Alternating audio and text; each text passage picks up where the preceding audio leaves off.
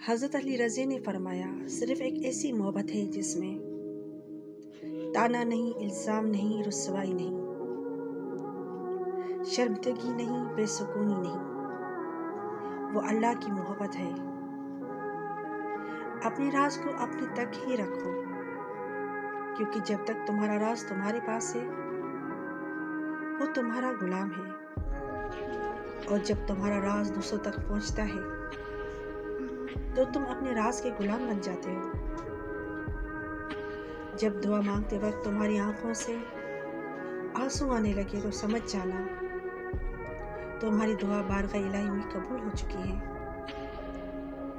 اگر زندگی کو خوبصورت بنانا ہے تو سہنا سیکھو، نظر انداز کرنا سیکھو،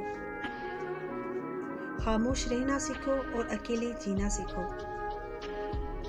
اگر کسی کو تکلیف میں دیکھ کر تمہیں تکلیف ہونے لگے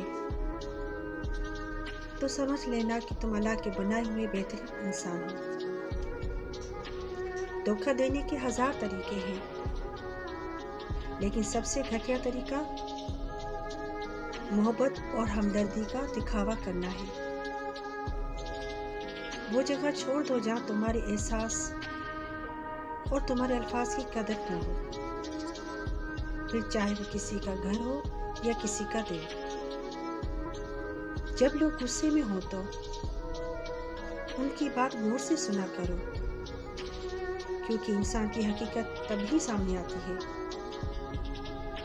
جب کسی شخص کا علم اس کی عقل سے زیادہ ہو جاتا ہے تو وہ علم اس کے لیے وبال جان بن جاتا ہے۔ زندگی ایسے بسر کرو کہ دیکھنے والے تمہارے درد کے بجائے تمہارے صبر پر رشک کریں۔